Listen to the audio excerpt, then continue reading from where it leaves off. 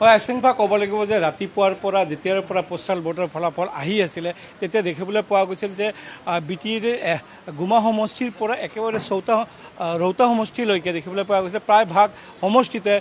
B P F প্ৰাৰ্থীয়ে তেওঁলোকে postal ভোটৰ ফলাফলৰ ক্ষেত্ৰত অগ্ৰগতি লাভ কৰিছিলে আৰু এতিয়া লাহে লাহে সময় গৈ আছে এতিয়া লাহে লাহে দেখিবলৈ পোৱা গৈছে যে প্ৰথম ৰাউণ্ড বা দ্বিতীয় ৰাউণ্ডৰ ফলাফল আগবাঢ়ি আছে আৰু ফলাফল ওলোৱাৰ লগে লগে দেখিবলৈ পোৱা গৈছে সমান্তৰালভাৱে যে যেনেকৈ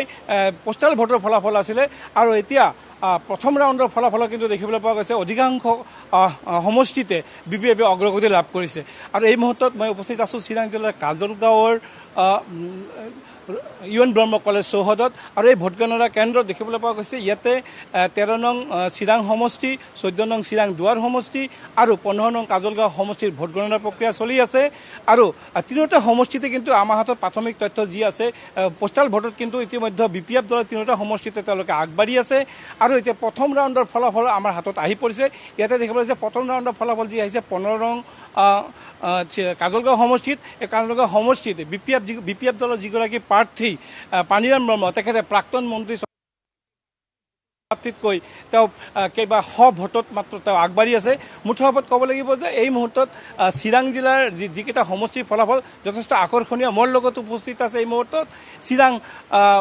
সমষ্টিৰ প্ৰাৰ্থী ইউ পি এফ দলৰ প্ৰাৰ্থী তেখেতে কাৰ্যবাহী সদস্য হিচাপে তেওঁ ইমান দিনে কাৰ্যনিৰ্বাহ কৰি আছিলে পূৰ্বতেতো 2020 চনত তেওঁ বি পি এফ দলৰ হৈ তেখেতে প্ৰাৰ্থিত্ব আগবঢ়াইছিল আৰু বিজয়ী হৈ তেওঁ পৰৱৰ্তী সময়ত তেওঁ ৰাইজৰ স্বাৰ্থৰ কাৰণে তেওঁলোকে ইউ পি এফ দলত যোগদান কৰিছিল আৰু এই বছৰ তেওঁ ইউ পি এফ দলৰ প্ৰাৰ্থী হিচাপে তেখেত অৱতীৰ্ণ হৈছে মই তেখেতৰ পৰা জানিব চেষ্টা কৰিছোঁ কি ধৰণৰ আশা কৰি আছে কাৰণ ৰাতিপুৱাৰ পৰা পোষ্টাল বেলটত যিবিলাক ফলাফল ওলাই আছে এই ফলাফলত কিন্তু দেখিবলৈ আপোনালোকৰ দলৰ কিন্তু আশা অনুৰূপ তেনেকৈ সমৰ্থন দেখিবলৈ পোৱা হোৱা নাই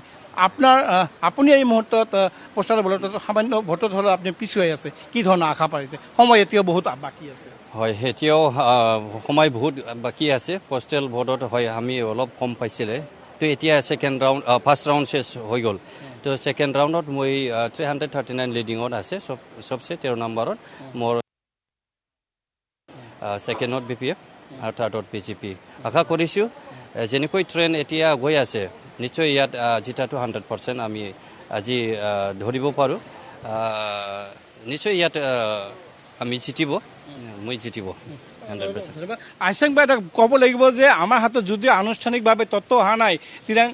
চিৰাং সমষ্টিৰ ফলাফল কিন্তু প্ৰাৰ্থীগৰাকীয়ে ঘোষণা কৰিছে তেখেতে ইতিমধ্যে প্ৰায় 200 ভোটত আগবাঢ়ি আছে বি পি এফ দলতকৈ যিগৰাকী বি পি এফ দলৰ প্ৰাৰ্থী শুকুৰ সিং মুছাহাৰী পোষ্টাল ভোটত আগবাঢ়ি আছিলে কিন্তু প্ৰথম বা দ্বিতীয় ৰাউণ্ডৰ ফলাফল তেখেতে গম পাইছে আৰু তেখেতে কৈছে যে এতিয়া কিন্তু ওলোটা খৰ আৰম্ভ হৈছে কাৰণ মুঠতে ক'ব লাগিব এতিয়া চিৰাং সমষ্টিৰ যিগৰাকী প্ৰাৰ্থী আছে বিশেষকৈ বি পি এফৰ পৰা চাইখং বসুমতাৰী তাৰ বিপৰীতে বিজেপিৰ পৰা আছে শংকৰ ব্ৰহ্ম এই তিনিগুণীয়া যুঁজৰ সম্ভাৱনা পূৰ্বৰে পৰা অনুমান কৰা হৈছিলে আৰু এতিয়া কিছু তেওঁ যিটো প্ৰকাশ কৰিছে যে তেখেতে প্ৰায়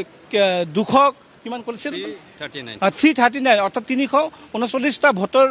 ব্যৱধানতে এই মুহূৰ্তত আগবাঢ়ি আছে মুঠতে যুঁজ সময় বাগৰাৰ লগে লগে কেতিয়াবা বি পি এফ আগবাঢ়ি আছে কেতিয়াবা ইউ পি এফ আগবাঢ়ি আছে কিমানখিনি আশাবাদী চৰকাৰ কোনে কৰিব চৰকাৰ আমাৰে হ'ব আকৌ আমাৰ প্ৰমোদ বড়ো ছাৰে চিফ হ'ব আজিৰ দিনত আমি এতিয়ালৈকে ফাৰ্ষ্ট ৰাউণ্ড ছেকেণ্ড ৰাউণ্ড কোনোবা সমষ্টিত হৈছোঁ কিন্তু আমাৰ এই 13 নম্বৰ চিৰাং বা আমাৰ চিৰাঙত আমি যেতিয়া লিডিং লৈছে সেইটো আমি গম পাওঁ যে বুজি পাওঁ নিশ্চয় আমাৰ চৰকাৰে আহিব পিপল চৰকাৰে আহিব ধন্যবাদ জ্ঞাপন কৰিছোঁ আইছেক ভাই এটা কথা ক'ব লাগিব যে মুখ্যমন্ত্ৰীয়ে যেতিয়াৰ পৰা বি টি চি নিৰ্বাচনৰ ঘোষণা কৰা হৈছিল মুখ্যমন্ত্ৰী তাৰ আগৰে পৰাই যি ধৰণে তেখেতে প্ৰচাৰ কাৰ্যসূচী আৰম্ভ কৰিছিল বিজেপিৰ হৈ বা বিজেপিৰ দ্বাৰা যথেষ্ট অগ্ৰগতিও লাভ কৰিছিল কিন্তু পৰৱৰ্তী সময়ত দেখিবলৈ পোৱা গ'ল যে বিজেপিৰ হৈ যিগৰাকী ৰাজ্যিক সভাপতি দিলীপ শইকীয়াই এটা মন্তব্য কৰিলে যিটো মন্তব্য লৈ বিজেপিৰ পিনে বিশেষকৈ জনজাতীয় লোকখিনি অৰ্থাৎ বড়োই হওক বা অন্যান্য জনজাতিৰ যিখিনি লোক আছিলে তেওঁলোকে বিজেপিৰ পিনে ধাৱমান কৰিছিলে কিন্তু